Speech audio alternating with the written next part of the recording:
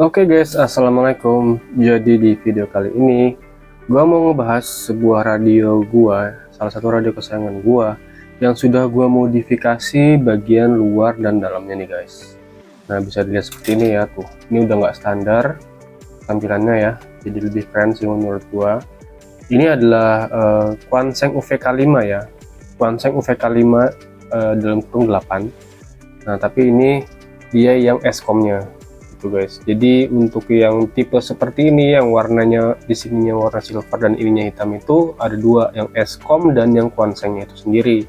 Dan yang ini tipenya adalah UVK5 8. Nah sebelum kita lanjut ke inti videonya, gue minta kalian untuk klik tombol subscribe dan nyalain lonceng notifikasinya ya. Oke, thank you guys. Nah oke guys, jadi kita lihat dari luarnya ya. Ini udah ada beberapa perubahan yang gue lakukan. Yang pertama ini ada knopnya, yang jelas ini warna knop aslinya itu adalah warna orange ya bawahannya. Lalu kemudian untuk antena, jelas ini sudah diganti. Gue menggunakan yang RH771S, tuh, kelihatan tulisannya ya. Dan ini yang the antena asli, gitu. Nah, sebenarnya gue ada lagi yang RH77B sama yang RH775. Tapi gue lebih cocok sih kalau di radio gue yang ini lebih cocok yang RH771S tampilannya ya. Tapi kan kalau misalnya untuk fungsi lain mungkin gue akan ganti ke antena yang lain. Kalau misalkan dipakai sehari-hari cuman sebagai monitoring aja, ini sebenarnya cukup sih antenanya. Gitu guys. Nah sekarang kita lanjut ke bagian baterainya ya. Nah ini sudah diganti ya guys. Ini baterainya yang tipe lebih besar nih. Karena kalau yang bawaannya itu dia cuma 1600 mAh, kalau ini yang kalau nggak salah 2200 deh gitu guys. Nah oh ya, ini untuk bagian knopnya ini gua tandain pakai tip X ya, ini karena kebanyakan jadinya luber nih. Nah ini fungsinya apa? Untuk mengetahui ketika kita sedang nyalain itu volumenya ada di sebelah mana sih gitu. Jadi kalau misalnya kita ini kan kadang suka nggak kelihatan ya kalau diputar nih kayak gini tuh. Ini kalau misalnya ini nggak putih ya, ini kita nggak tahu volumenya di mana atau kegedean atau kekecilan aja. Kalau pakai ini lebih enak. Jadi ini sebenarnya gue pakai tip X biasa, temen luber aja gitu. Nah sekarang kita nyalain ya. Nah di sini bisa kelihatan kan tuh. Jadi gue di sini pakai pintar nggak, gue ulangin.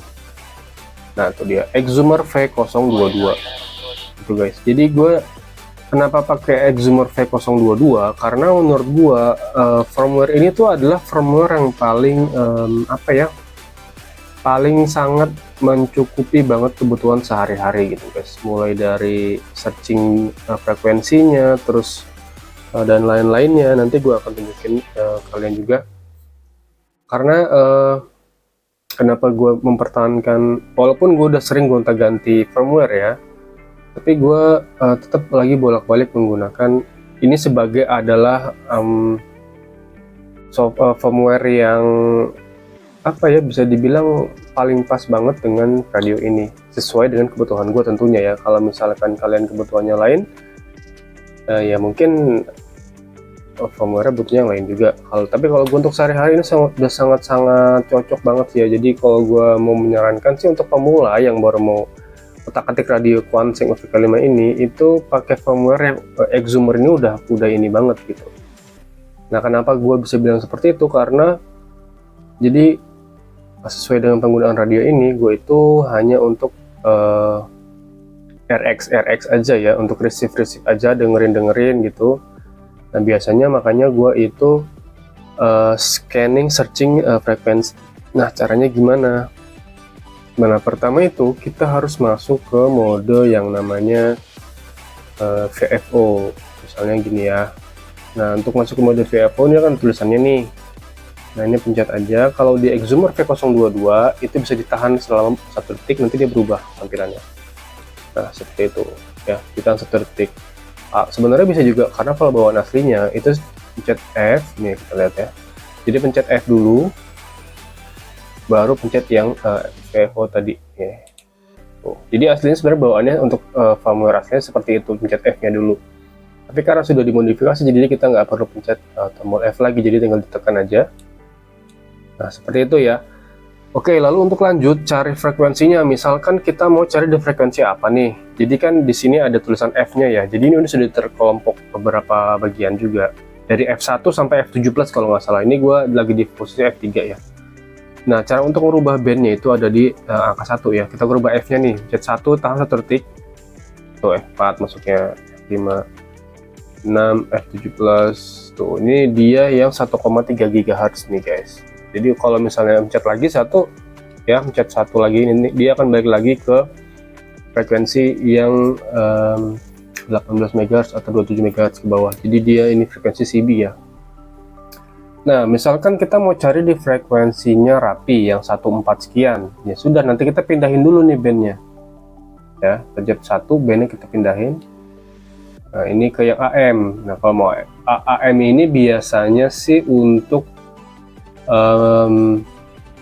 frekuensi airband ya. Jadi kalau misalnya gua mau search, misalnya gua lagi di bandara gitu, terus mau searching aja, mau dengerin frekuensinya, itu nanti gua masuknya ke ini dulu nih, frekuensi AM ini di F2. Nah, termasuk ke F3, ini udah masuk 140-an ya. Nah, kalau sudah masuk ke frekuensi 140-an, berarti nanti kita tinggal pencet searching aja guys. Nih, pencetnya ini ya, pencet scan ini ya, ditahan. Gitu. Nah, nanti dia akan searching sendiri sampai nanti ketemu ada suaranya, baru dia nanti berhenti scanning gitu guys. Jadi kalau frekuensinya kosong, dia akan tetap searching sampai ketemu gitu guys.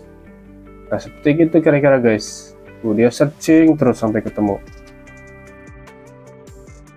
Nah, kalau tadi sudah gua kasih tunjuk searching frekuensi dengan menggunakan scan ini, nah sekarang gua akan kasih tahu ke kalian gimana cara nyari frekuensi cara kedua, yaitu dengan cara menggunakan spectrum analyzer. Ini cara yang lebih keren guys. Nah, kita tetap di mode ini dulu ya, di mode VFO tadi. Terus kalau kita tadi pencet scan, sekarang kita nggak pencet itu, kita pencetnya yang angka 5 nih guys.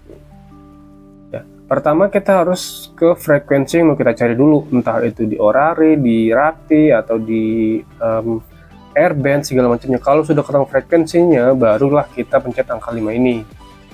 Jadi ini pencet ini dulu F, ya, pencet angka 5 habis itu. Nah, tuh. Nah, ini kenapa bunyi? Karena ya. Nah, di sini ya, ini ada garis putus-putus ya guys. Itu adalah batas squelch-nya. Nah, jadi ketika garis squelch ini menyentuh gelombang-gelombang suara ini gitu ya, maka dia akan keluar suaranya di speakernya, jadi kebaca di speakernya gitu. Nah, bagaimana caranya untuk menghilangkan suara-suara noise seperti ini? Padahal kan ini bukan suara ini ya, bukan suara orang lagi berdiskusi, jadi ini frekuensi nggak kepake. Nah, kita naikin garis squelch-nya ini gitu guys, supaya nanti kalau misalnya ada orang pakai di frekuensi ini, nanti dia akan biasanya tuh ada bergejolaknya tinggi banget gitu guys di ini gelombangnya ini. Nah, supaya menghilangkan squelch-nya ini yang berisik noise-nya, kita naikin squelch-nya dengan cara pencet ini ya, kita tahan, nanti dia naik nih ya, kita tahan. Nah, ketika tidak ada gelombang yang melewati garis putus-putus ini, maka suaranya tidak keluar, dia silent gitu guys. Nah, nanti ketika ada orang yang berkomunikasi, maka ada gejolak yang tinggi, baru dia nanti masuk tuh di sini, suaranya akan keluar bahwa itu lagi dipakai frekuensinya. Nah, seperti itu guys. Nah, ini sebagai contoh ya. Nah, sekarang kita lihat di sini, di batas bawahnya 143, batas atasnya 144. Nah, sekarang gimana caranya kalau misalkan gua kayaknya mau cari di frekuensi yang lebih lebar lagi nih. Jadi ibaratnya tuh dilebarin gitu guys. Gimana caranya? Nah, kita lihat di sini nih guys. Ada angka 64, ada angka 25. Nah, itu apa sih? Itu adalah sebagai batas dari frekuensinya nih guys. Batas dari bawah atas bawah sampai batas atas. Nah, kalau yang 25 ini berarti segini nih dia, nih ya. Dari 143, 144 itu 25. Nah, sekarang gimana naikinnya? Pencet angka 1, maka nanti dia akan naik ininya. Dia berubah menjadi 50. kita pencet ya angka 1. Nah tuh lebih lebar lagi guys, jadi dia 143 jadi sekarang 146 ya kan. Mau lebih lebar lagi nih, boleh, bisa pencet angka 1 lagi dia jadi 100. Nah ini maksimal. Nah seperti yang gue bilang ya, jadi ketika ada frekuensi yang terpakai maka dia akan bergejolak tinggi.